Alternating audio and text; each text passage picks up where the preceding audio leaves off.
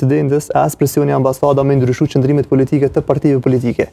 E mira këtë kësaj pune është që s'po kemi presion të jashtëzakonshëm të ambasadave që kemi pas më herët, po e them fjalën e mira për faktin që me shpërfaq se deri ku janë gjendje me shku këto parti politike për interesat e tyre edhe për inatat e tyre personale, sepse mos harrojmë barikadimet e tyre nuk janë për çështje programore, janë për çështje kryekpot për inate personale, për ofendimet tyne, a nuk kanë dashur me i listu arsyet pse s'dëshirojmë të bashkëpunojmë me njëra tjetrën, apo për ta më të rëndësishme janë inatat e ofendimet personale individuale, sesa çështjet programore që mundin me i dallu, ajo është diçka tjetër. Mirë po, nuk kemi pa arsye për çështje programore. Pra edhe këto janë shoh thjesht si një hap që me te i kalu, edhe si një lloj karte që me harxhu edhe këta, edhe me vazhdu drejt asajna që po del që tjeti pashmangshëm një koalicion i madh realisht, edhe pse unë vështirë shoh diçka tillë pa një proces zgjedhor të ri në mes. Sepse po të ndodhte një proces i ri zgjedhor shtohet këtë ngërçën që e patëm që nga data 9 shkurt, po besoj që do të legjitimojë gjithçka pas një procesi të ri zgjedhor. Po pak më besoj me dinamikë procesi, besoj në këtë pjesë që përmendë zgjedhor, e vërtetë është që mund të legjitimu një koalicion pas zgjedhjeve mes Lëvizjes Vetëvendosje dhe PDK-s, por prodhon një seri problemesh që lidhen me zhvillimin e vendit, që është aspekti ekonomik, paqartësia politike, humbja e kohës dhe gjithçka tjetër që është do thotë rrugës. Dhe kjo krept se bëhet për shkak të egove dhe inatëve se ke thënë shembull Hajvan ose ke kritikuar ose një qasje e drejtë e njëra tjetrës. Prandaj unë besoj që edhe ne si pjesë po flas opinion bërjes, kemi një lloj obligimi që mi shty përpara procesit që çojnë drejt një kompromisi politik për me gjetë një zgjidhje.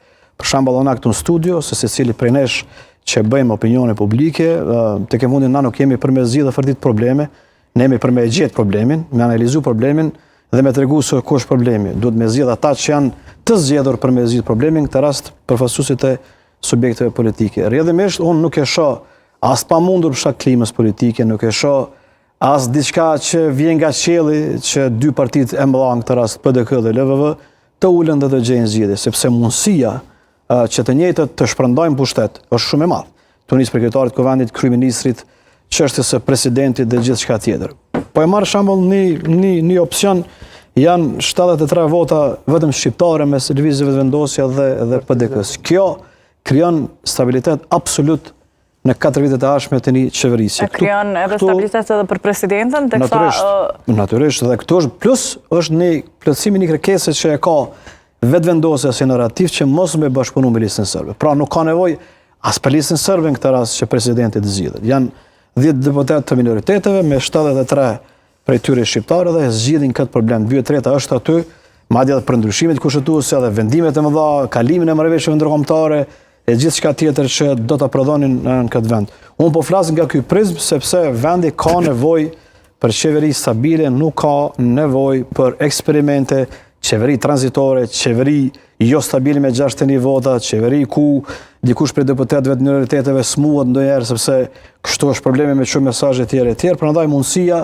që kjo të bëhet është. Ka qenë edhe mundësia tjetër mes Lëvizjes Vetëvendosje dhe LDK-s. Unë e dini, unë kam qenë shumë kritik për çastin e Abdigjikut, karshi refuzimit që e ka bërë për mos me bashkëqeverisë me Vetëvendosjen. Rrjedhimisht me përmbledh subjektet politike kanë obligim sepse janë votu që me eliminu ose me tekalu procesin e ri zgjedhor dhe me gjetë këtë zgjidhje. Për mu, absolutisht, koalicioni më i preferueshëm është ky mes Lëvizjes Vetëvendosje dhe PDK-s dhe jam i bindur që nëse ulen dhe flasin seriozisht zgjidhje do gjejnë çdo herë në këtë. Deshta mendorim me Fidonin, edhe ashtu ish partitë të cilat kanë qenë në të kaluarën, po mendoj në legjislaturën e fundit në opozitë.